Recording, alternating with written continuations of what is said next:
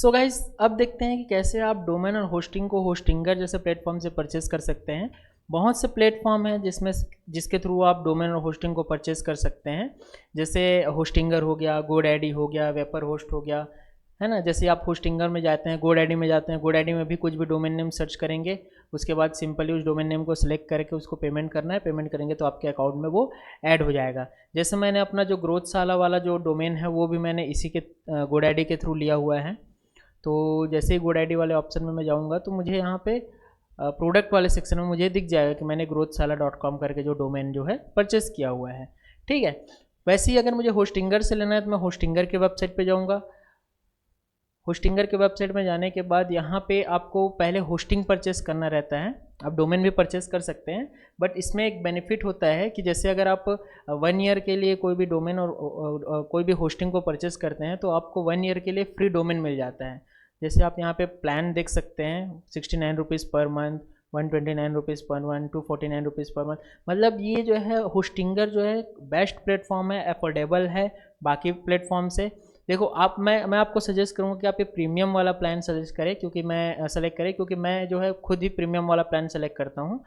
Single वाला use करेंगे तो आपको फ्री डोमेन जो है नहीं मिल पाएगा, तो कोई मतलब का नहीं है। आप प्रीमियम वाला प्लान सेलेक्ट कीजिए जिसमें आप 100 वेबसाइट लिस्ट कर सकते हैं। इसमें तो आप एक ही वेबसाइट को मैनेज कर पाएंगे, तो 100 वेबसाइट वाला प्लान ले लीजिए, है ना। जैसे ही चूज़ प्लान आप क्लिक करेंगे, यहाँ पे एक नया सेक्शन होगा, ओपन होगा कार्ट का। थोड़ा सा लोड लेता है ये आपके इंटरनेट के स्पीड के ऊपर भी डिपेंड करता है।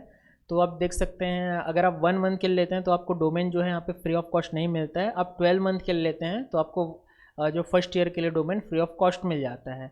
24 मंथ के लिए भी लेंगे तो भी आपको फर्स्ट ईयर के लिए फ्री ऑफ कॉस्ट मिल जाएगा। तो मैं 12 मंथ वाला सजेस्ट करता हूँ, 12 मंथ वाला स्टार्टिंग लेवल पे ले सकते हैं। देन यहाँ पर एक ईमेल आईडी आप डाल सकते हैं।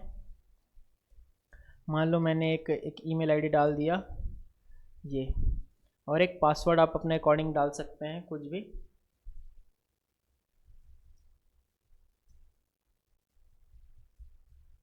मैंने ये डाल दिया। अब आपको चेक करना है आप किससे पेमेंट कर सकते हैं। अगर आप यूपीआई से पेमेंट करना चाहें तो आप यूपीआई सेलेक्ट कर सकते हैं। पूरा अपना नाम, नंबर, डिटेल्स वगैरह सारा चीज़ यहाँ पे फिल करेंगे। सिंपल ही है, जो जो पूछता है वो सारा आप डाल दीजिए, है ना। बाकी और कुछ एक्स्ट्रा चीज़ें डालने की ज़रूरत नहीं है। अगर आपके पास कूपन कोड है तो आप कूपन कोड का यूज़ कर सकते हैं, डिस्काउंट आपको मिल जाएगा। आप सिंपली सबमिट सिक्योर पेमेंट पे क्लिक करेंगे। बट क्या मैंने इस डोमेन पे ऑलरेडी जो है होस्टिंगर अकाउंट बनाया हुआ है, सॉरी इस ईमेल आईडी पे ऑलरेडी जो है होस्टिंगर अकाउंट बनाया हुआ है, इस वजह से मुझे ये ऑलरेडी रजिस्टर्ड करके मैसेज आ रहा है। आपको ऐसा मैसेज नहीं आएगा। आपको सिंपली जैसे ही सबमिट करेंगे तो आपको एक पॉपअप फॉर्म ओपन होगा जिसमें आपका यूपीआई आईडी और मोबाइल नंबर डालने का ऑप्शन होगा। जैसे आप यूपीआई आईडी और मोबाइल नंबर डाल के सबमिट करेंगे तो आपको पेमेंट का ऑप्शन आएगा। पेमेंट के ऑप्शन में ये जो अमाउंट जो दिख रहा है उतना ही आपको पे करना है। उसमें हो सकता है आपको अमाउंट ज़्यादा दिखाए क्योंकि वो ऑटो पे पे चला जाता है। और ऑटो पे पे जाने के बाद जैसे ही पेमेंट करोगे आपको अपने फ़ोन पे या गूगल पे जहाँ से भी आपने पेमेंट किया हुआ होगा वहाँ से अपने ऑटो पे को डिलीट करना पड़ेगा। अदरवाइज़ फिर वो ऑटो पे पे चला जाएगा, फिर रिन्यूअल के टाइम में ऑटोमेटिक आपके अकाउंट से वो बैलेंस जो है कट जाएगा, रिन्यूअल चार्ज। सो उससे अच्छा ये है कि आप पहले ही उस ऑटो पे को डिलीट कर दीजिएगा। मतलब एक बार जैसे पेमेंट डन हो जाता है तो ऑटो पे को आप डिलीट कर सकते हैं। ठीक है, जैसे ही आप होस्टिंग परचेस करेंगे तो आपके ईमेल पे एक वेरिफिकेशन का लिंक आएगा जिसमें आपको अपने ईमेल को वेरीफाई करना रहेगा। जब आपका ईमेल वेरीफाई हो जाएगा उसके बाद आप सिंपली उसको लॉगिन कर सकते हैं। लॉगिन करने के लिए आप अपना जीमेल आईडी का यूज़ कर सकते हैं। तो सिंपली जैसे मैं आप होस्टिंगर में जाता हूँ, मैंने अपना जो पुराना जो जीमेल आईडी का यूज़ करके अकाउंट क्रिएट किया हुआ है उसको मैं लॉगिन कर लेता हूँ। तो यहाँ से मैं अपने ईमेल से लॉगिन कर लेता हूँ। सिंपल रहता है प्रोसेस, लॉगिन कर सकते हो। जैसे ही आप लॉगिन करोगे तो आपको कुछ इस प्रकार का इंटरफेस दिखेगा।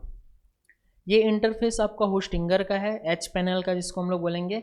जैसे हमने बताया था कि आपको फ्री वाले होस्टिंग में कंट्रोल पैनल मिलता है, बट इसमें जो है होस्टिंगर में अपने कंट्रोल पैनल को एच पैनल का नाम दिया गया है, तो इसलिए इसको एच पैनल बोलते हैं।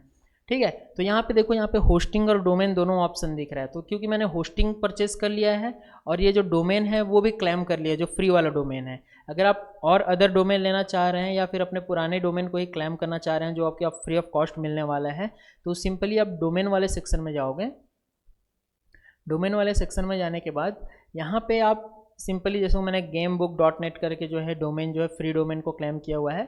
आप चाहो तो गेट न्यू डोमेन पे क्लिक करके सिंपली उस डोमेन नेम को सर्च करेंगे और जो भी एक्सटेंशन आपको .com.net जो भी लेना है वो करके यहाँ पे सर्च करेंगे। सर्च करने के बाद बाय नाउ पे क्लिक करके आप सिंपली उसको बाय कर सकते हैं। बहुत ही सिंपल प्रोसेस होता है। फिर आपको वापस होम सेक्शन में जब आएंगे तो यहाँ पे आपको होस्टिंग और डोमेन जो है शो हो जाएगा।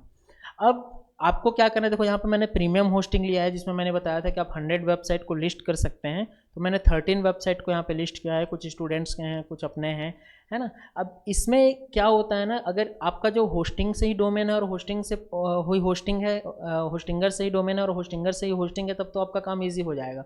बट क्या होता है कभी कभी मैंने जैसे GoDaddy से ये GoDaddy का अकाउंट है मेरा, GoDaddy से मैंने माई प्रोडक्ट में जाके मैं आपको दिखाता हूँ कि मैंने GoDaddy से अपना जो डोमेन परचेस किया हुआ है ग्रोथ साला वाला।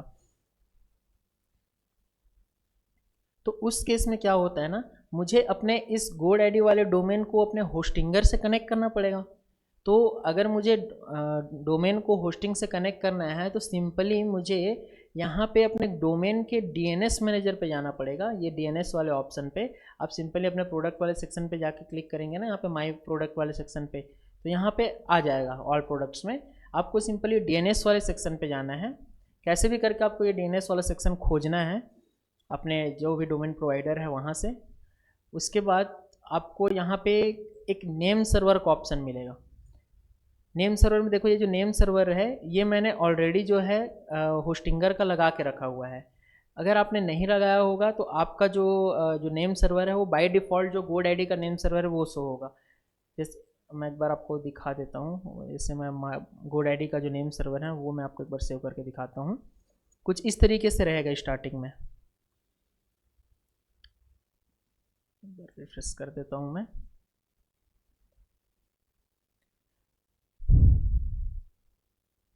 ओके, तो ये रिफ्रेश हो रहा है। तो यहाँ पे देखो ये जो है नेम सर्वर ये है ना GoDaddy का है, और हर एक होस्टिंग प्रोवाइडर का एक प्रॉपर नेम सर्वर होता है जो फिक्स रहता है, जो चेंज नहीं होता है। हमको क्या करना है, होस्टिंगर का नेम सर्वर लगाना है। तो आप सिंपली गूगल में जिस भी कंपनी से आपने होस्टिंग लिया हुआ है उसका आप नेम सर्वर सर्च कर सकते हैं। जैसे मैंने होस्टिंगर नेम सर्वर सर्च किया तो यहाँ पे what is the name server of Hostinger, मैं इस पर क्लिक करूँगा तो यहाँ पे देखो NS1 DNS parking.com करके जो है ना, ये दो जो है नेम सर्वर आपको वहाँ पे पेस्ट करने होते हैं। तो मैं सिंपली अपने DNS मैनेजर में जाऊँगा, फिर से चेंज नेम सर्वर पे क्लिक करूँगा और I will use my own name server पे क्लिक करके जो मेरा नेम सर्वर है उसको मैं डाल दूँगा, और यहाँ पे इसको मैं कर दूँगा 2, क्योंकि 2 नेम सर्वर हैं और कुछ इस तरीके से हैं। जैसे मैं सेव कर लूँगा, अब मेरा जो डोमेन है जो कि मेरा GoDaddy से लिया गया है वो मेरे होस्टिंग से कनेक्ट हो चुका है। ठीक है, मतलब मैंने होस्टिंगर का नेम सर्वर लगा दिया तो अब डोमेन और होस्टिंग जो है आपस में कनेक्ट हो गए। इसके बाद हम लोग देखेंगे कैसे आप एक वर्डप्रेस को इंस्टॉल कर सकते हैं होस्टिंगर के थ्रू। देखो यहाँ पे प्रीमियम वेब होस्टिंग का जो ऑप्शन यहाँ पे हमको दिख रहा है, इसको हम लोग सिंपली मैनेज पे क्लिक करेंगे। मैनेज में क्लिक करेंगे तो हमको बहुत सारे वेबसाइट्स यहाँ पे शो होते हैं। आप चाहो तो यहीं से ही ऐड वेबसाइट करेंगे, ऐड वेबसाइट करके अपना डोमेन नेम वगैरह है वो सारा चीज़ सेलेक्ट करेंगे और फिर आगे का प्रोसेस नेक्स्ट करते हुए अपने वर्डप्रेस को इंस्टॉल करना है। नेक्स्ट वीडियो में आपको बताऊंगा कैसे आप वर्डप्रेस को इंस्टॉल कर सकते हैं। जो आपका जो बाय डिफ़ॉल्ट हमने जो हमने एक डोमेन क्लेम किया हुआ है ना, उस डोमेन का यूज़ करके हम लोग कैसे अपना एक वर्डप्रेस को इंस्टॉल कर सकते हैं। तो हमारे देखो बहुत सारा यहाँ पे वेबसाइट हमने क्रिएट किया हुआ है। आप ऐड वेबसाइट करोगे ना तो कोई भी जो दूसरे वेबसाइट से लिया हुआ डोमेन है उसको आप ऐड करके यहाँ से वेबसाइट क्रिएट कर सकते हैं। नेक्स्ट करके जैसे नेक्स्ट करेंगे, यहाँ पे मान लो मैं स्किप कर देता हूँ, अभी कोई मैं पेज बिल्डर सेलेक्ट नहीं कर रहा हूँ।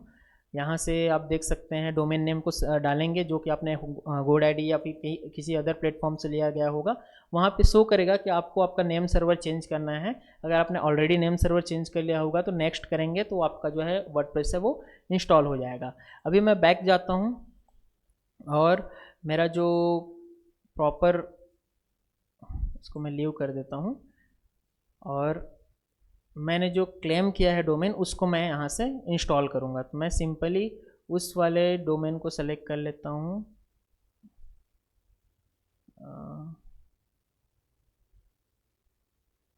कहाँ गया ये। अब मैंने उस डोमेन को सेलेक्ट कर लिया है और अभी इसमें वर्डप्रेस जो है इंस्टॉल नहीं हुआ है। ठीक है, तो इस नेक्स्ट वीडियो में मैं देखूंगा कैसे इसमें वर्डप्रेस को इंस्टॉल कर सकते हैं और प्रॉपर आप डैशबोर्ड को कैसे एक्सेस करते हैं। तो मिलते हैं नेक्स्ट वीडियो में। Thank you.